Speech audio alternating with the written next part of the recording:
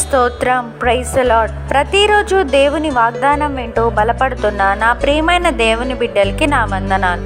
ఈ ఉదయకాలమున పరిశుద్ధాత్మ దేవుడు మనతో మాట్లాడుతున్న వాగ్దానం ఇదే. యోనా 2వ అధ్యాయం 1-2 వచనాలు. ఆ మత్స్యము కడుపులో నుండి యోనా యెహోవాను ఈలాగు ప్రార్థించెను. నేను ఉపద్రవంలో ఉండి యెహోవాకి మనవి చేయగా ఆయన నాకు ప్రత్యుత్తరం ఇచ్చెను.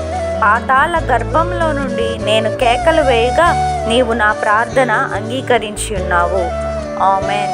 Verse of the day, Jonah chapter 2 verse 1 and 2.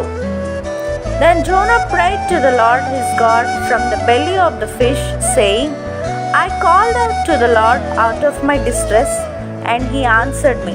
Out of the belly of Sheol I cried, and you heard my voice. Amen.